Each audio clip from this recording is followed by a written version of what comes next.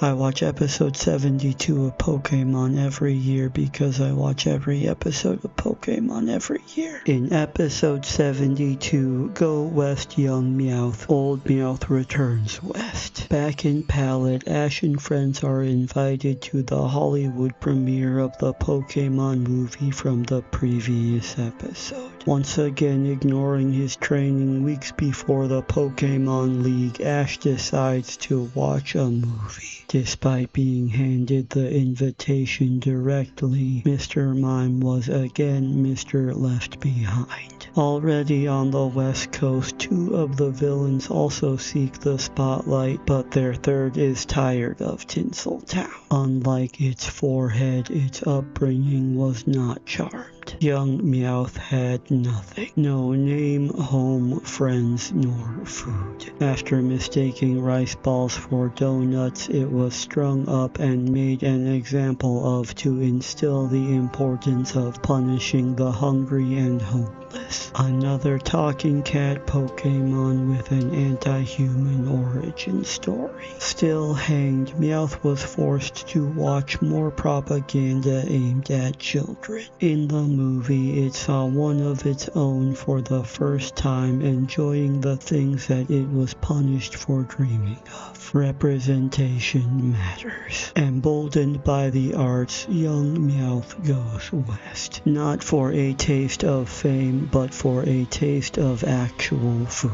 To Hollywood, where homelessness and starvation don't exist. Ash and friends and mother arrive in late 90s Hollywood, which is less glam and more glum. The tourists question the legitimacy of a premiere for a film that's entire post-production and marketing period was less than a week. The film industry isn't recession-proof, it's proof of the recession. Entrenched in its own trauma, Meowth Gate keeps having an opinion of the city with the most gated communities. Back when the snack stand was still standing, young Meowth failed to filch the food featured in the film and fell in with the felonious felines who offered it scraps of actual animals. They had dreams too. Under the crescent moon, Meowth munched on all of the morsels it mused at in the movies with the cats that knew where it was at. Still yearning for more than just life, at first sight, young Meowth crosses the road, injuring several motorists to literally catcall Meowthy, whose distinctively gendered beauty is denoted by its 4 eyelashes, just like the one in the movie. Meowth's crooning is curtailed by the Bobo's opulent owner, who also has no interest in Meowth or the active crash scene. Goaded back by a gaudy bauble, Meowthy tells Meowth it will never compare to a wealthy human. She ain't messin' with no broke critters. The Jellicle Jezebel jumps into the bejeweled jail and aways on the now clear street in a stretch limousine. Unfamiliar with the importance of wealth and imprisonment within capitalistic ideology, young Meowth interprets the comparison of a romantic relationship to ownership as a call to action to explore its own identity. Meowth doesn't understand vanity or plates. After undergoing physical therapy and speech therapy, but not regular therapy, Meowth learns to walk and talk and read and sing. In an alphabet book with the letters out of order, the first word Meowth reads influences its next choice in criminal activity. In the original Japanese, its first word is pain, the other consistent part of its existence. The bilingual ballerina boasts to its beloved, but still Meowthy isn't interested because Meowth is still broke, and calls Meowth a freak for trying to present weren't as human.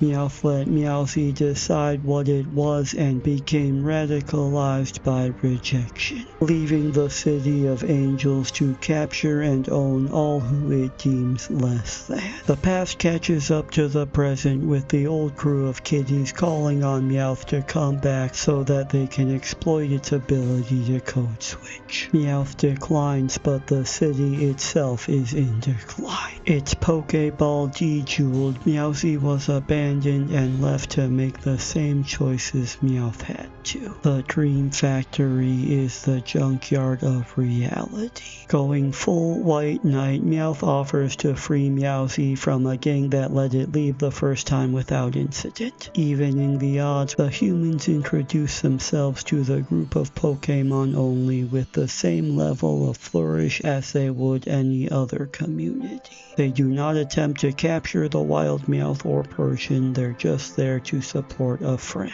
After Wheezing Wheezes, Meowth and Persian teleport to the rooftop for their face-off. Meowth swipes with fury, but there was more to be seen than could ever be seen. Meowthy dismisses Meowth and its identity again to be with someone neither Meowth nor human. Its own identity is still determined by who owns its identity. Meowthy belongs to the streets, and whilst they want to exploit Meowth's abilities, they will never accept it. To them, Meowth will always be a freak. P is for pain. Sometimes it takes a lot of effort just to be seen as yourself, and there are still those who don't see you at all. But the effort they put into not seeing you greatly outweighs your own, and that's why they stay poor. After the less believable but equally tragic love story ends, Spielbunk fishes for compliments. But Ash and friends are only curious why they were cut from the film, even though he told them it would only be starring Pokémon. Everything they did was forgotten, just like the actual movie. They weren't good enough to be the stars of this episode either. The villains enter for some stage time and leave amicably. They would have been invited too, but they don't have an address. Meowth is still homeless and nameless, but it is no longer alone. It has friends who share in its need to be seen, and enemies who they force to give them that attention. All that glitters isn't gold, but all that's dull isn't dirt either. The episode ends with Meowth in its memories, all alone in the moonlight, unable to smile at the old days, but knowing it's not the only one looking at the moon. Not alone in its struggle to be seen. To be continued.